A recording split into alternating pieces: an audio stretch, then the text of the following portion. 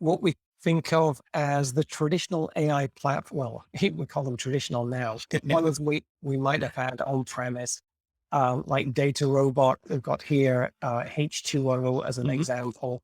Um, these guys have had platforms that lots of companies use, but they're now building their own AI clouds because obviously they want their platform on the cloud and to make an easier offering. Um, I haven't got into too much detail about what they're doing. Obviously, I know that platforms. What do you think about them moving? Where are they going to sit in this ecosystem? So they came out of the gate really fast with, and they're a great team. They're building the company very, very quickly, doing some really interesting stuff. They really came out of the gate hard on auto ML, auto machine learning. So Right. automated machine Mhm. learning of like, hey, throw in a table of data and it can be very big. Just bang, just drop it in there. We will automatically clean it up. We'll flag duplicates. We'll extract data. We'll break dates up. We'll Sure. normalize the data. We'll basically do a lot of basic data preparation.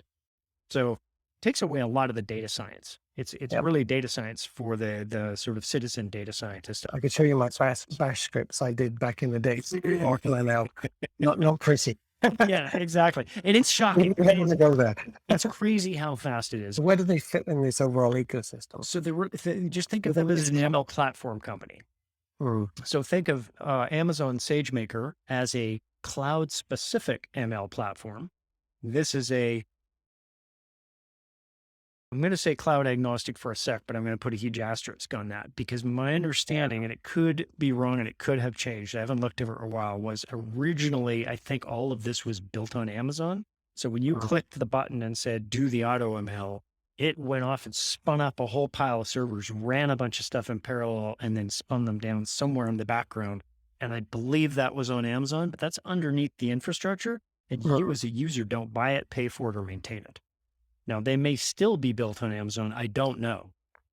So I assume that they're looking at obviously one of their main constituents will be current user of Data Robot. They've got it on premise and they want a cloud version. Think of them as a multi cloud or multi infrastructure horizontal ML platform company. So, like Snowflake is a database as a service company that runs on multiple infrastructures, think of this as an ML platform that runs on multiple infrastructures. So with these, it's more of a roll your own in effect, in that you're going to put this with some kind of data solution. This is your preferred machine learning building solution. You might have a few other tools. So whereas Snowflake is kind of all in one, this is a bit more roll your own, as is H2O, which is very similar. So So, where I would say that this is an end to end ML platform like mhm, H2O, and it is inherently running on multiple infrastructures. And you're right, the data has to come from somewhere. So it could come from your Snowflake, which is a data right, warehouse, and data lake as a yeah, yeah, service, which could be also on those yeah. cloud infrastructures. It could come from there, it could come from anywhere. Basically, you can gather data from all the different source types or source locations. So really just the simplest layer, Snowflake is really a data infrastructure as a service on multiple clouds, and Data Robot is a machine learning platform. And it's probably moving backwards into enhancing that data source ingestion, data space, whereas Snowflake is moving forward into the data science area to add that onto the front end of its data offering. Yeah, that's an interesting point. I think you're probably correct in the sense that the data, the Snowflake folks are like, great, we have the data, we've sourced it, we've merged it, we've put it into the data warehouse or the data lake. Well, what else are our customers wanting to do with it? They probably want to do some model development. That definitely Right. crosses over into data. So pushing forward, this is what I've been reading, particularly with looking at what they're doing with data science, is that you mentioned their CEO talking a lot about AI. And it's very natural, and it's nice to split these up almost philosophically. I like to think of the output of data when you're in the AI space as being data that's fit for purpose. That is data that's ready to use to build a model. Yeah, And there's a lot of work that goes into that. there is. Right. And so you could have an entire data platform that's only output is data that's fit for purpose. And that's a nice separation of concerns because that's the starting point then for something like potentially like Data Robot. So And then I have a huge caveat there. Flip back to the other slide for a sec. And what's interesting to me is when you clicked on the data science logo and it popped up there and it now says data science, simple data preparation for modeling with your framework of choice. So what that says to me is they don't do any modeling. They may integrate with, but essentially it's data prep. So it's kind of like the Paxata company and product that Okay, Data we're Robot bought. reading about something they want to be doing. Yeah, they're calling it data science. I don't call that data science. I call that data prep. I think it may be aspirational. Maybe I've been reading what they're looking to do. Yeah. So anyway, I think you're right. There is this, there's the data infrastructure as a service sitting on multiple clouds. There's a machine learning platform infrastructure, which is again, sitting on multiple clouds. Those two have some interaction back and forth. And H2O would be another example of one of those horizontal end-to-end machine learning platform companies that can do everything from ingest the data to clean it, to prepare it, to train the models, to deploy the models and put them into production. It also probably runs on multiple infrastructures. So think of H2O and Data Robot, especially their new AI cloud, as being essentially competitors to Google's Vertex or Amazon SageMaker. SageMaker, yeah. Yeah. So that brings us on to another bucket, and these are the Salesforces, SAPs that have also got now their own AI cloud platforms. And these are not like your Google or your AWS, are they? They're a little bit different. They're a different animal. Like, what do we have here? Like, this is Salesforce Einstein. So was it Discover services that help you create customized AI powered apps? Essentially, these are these heavyweight ERP companies, right? Salesforce, 20 years of SaaS products, and SAP being whatever they are, 30 years or something of very heavyweight enterprise resource planning application suites. And they're essentially saying, we have some new AI services, and they're kind of shoehorning them in. There's nothing wrong with that, because a lot of people will kind of use AI just by using the applications that are kind of in the browser.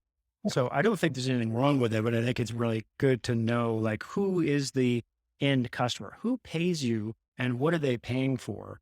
In this case, they probably already have a Salesforce, whatever, Sales Cloud, Marketing Cloud, pick one of their many products.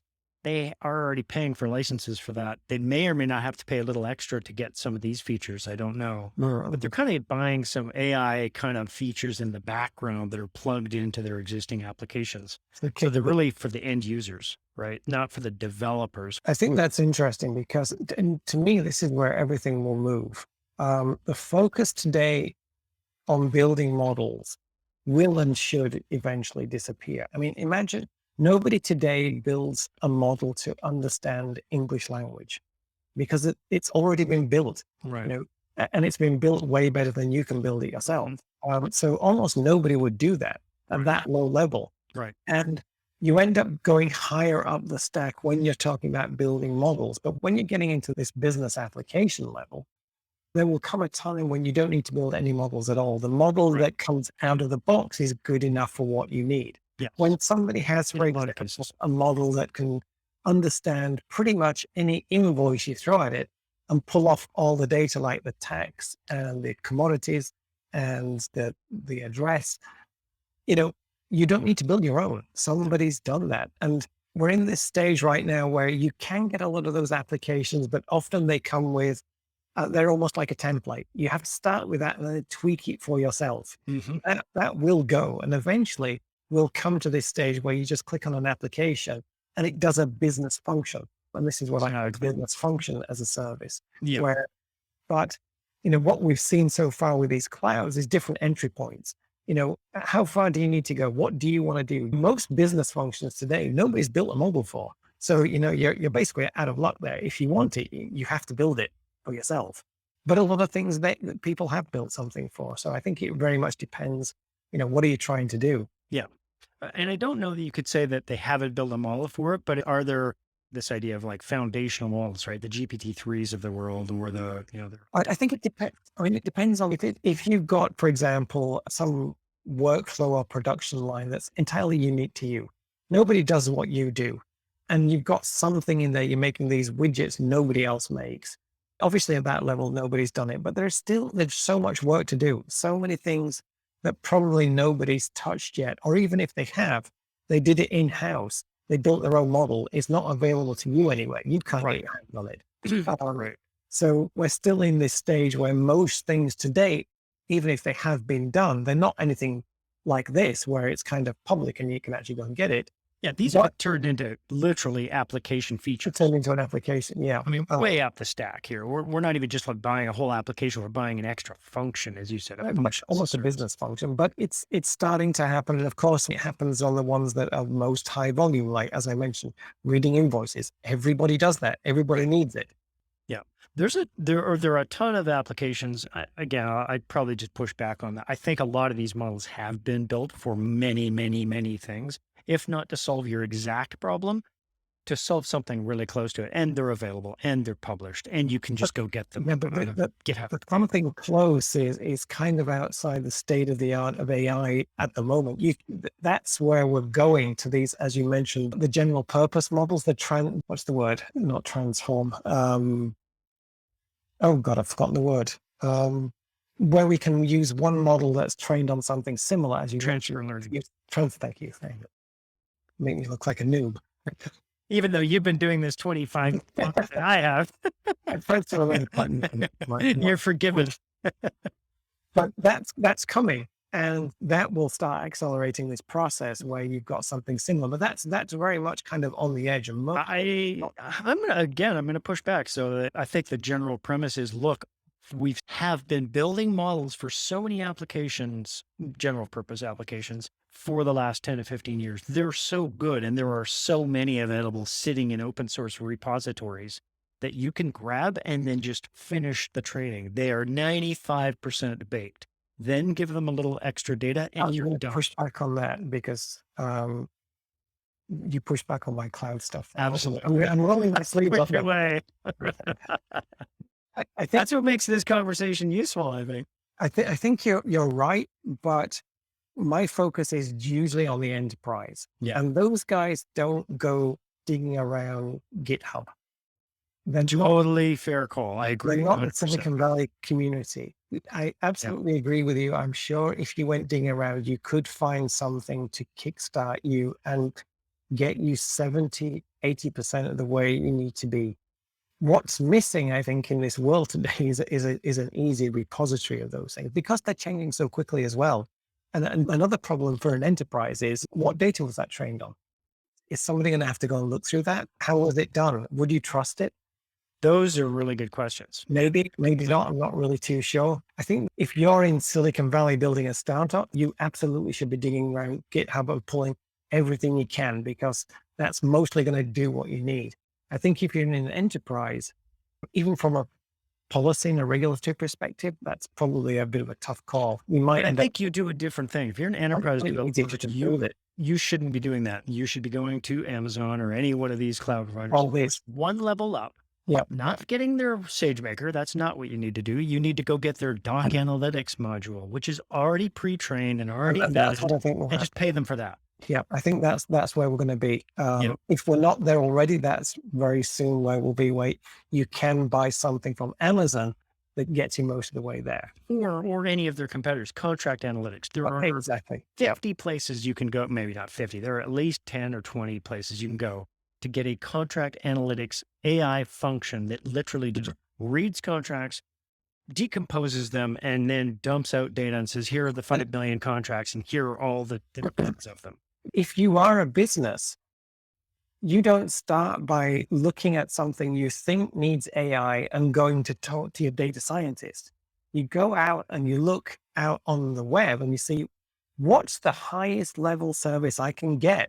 Yeah. Can I get something that just takes in my data, spits me back the answers, and I don't do a damn thing?